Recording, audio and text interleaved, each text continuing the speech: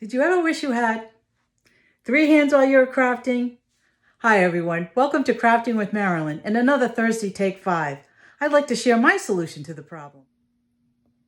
And here it is, Post-it note flags. Now before we go any further into this video, I do want to say that I do not have any association or affiliation with Post-it notes, 3M products, or Amazon where I purchased these.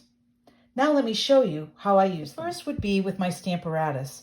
When I want to get something close to a corner, I can use the magnets in these areas, but this is getting kind of close and I don't want the stamp to interfere with the magnet. And so I use one of the Post-it notes. And you'll notice that when I take it off, it doesn't even stick to the cardstock or the paper, but can be easily reapplied and used again. One of the ways I find myself using it a lot is with the Stampin Up trimmer. Now this trimmer has this wonderful guard here that really holds things tightly, plus places for your fingers to help with that. But what happens when the piece that you need to cut or would like to cut is the size of this guard?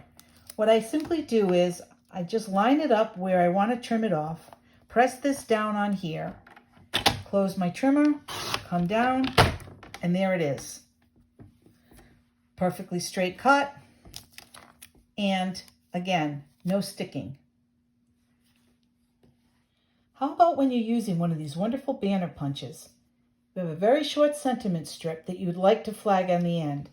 I place the flag on this end, slide it in, making sure it's in the middle. Then you can press this down, double check that you're aligned, which on this one I'm not, so let's try that again. Making sure that you're aligned. There we go. Punch it, then you can easily pull it out, and there you have a sentiment strip with a nice flagged end. When you have a sentiment strip that's pre-cut and you want to stamp on it, I usually put them on the edges like this, depending on how the stamp is going to stamp onto this piece of cardstock. Line it up on my grid paper and press it down. Then I ink it up.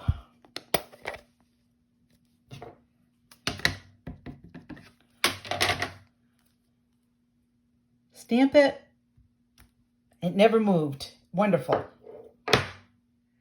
So I've stamped this beautiful image, which by the way is from Autumn Greetings. It's a wonderful stamp set. And now I want to use the die, the coordinating die, to cut it out. But this is a very fussy stamp in a way. So in order to make sure that this is not going to slide around on me, I will place these on here. It's okay to put it onto the stamped image, even pretty much right after you've stamped on it. Put this on and, excuse my arm. I'm working at a funny angle here. There we go. Okay, and run it through. And you will see that it didn't shift. It's perfectly placed. Well, as perfectly as I can get it, I guess, right? Perfectly placed. And there you have it nicely cut out. How about when you want to squeeze some sentiment strips out of a piece of cardstock, trying to use up those scraps, right? So you just put this on here. Again, roll it through.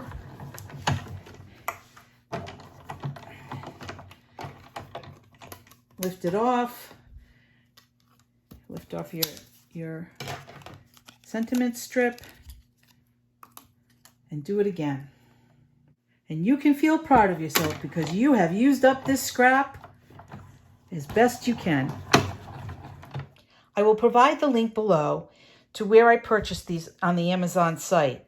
I also wanted to mention that it came with these that have the same properties and work in the very same way, as well as these tabs, which I used in my catalogs to help me find things more quickly. So that's it for this Thursday's Take 5.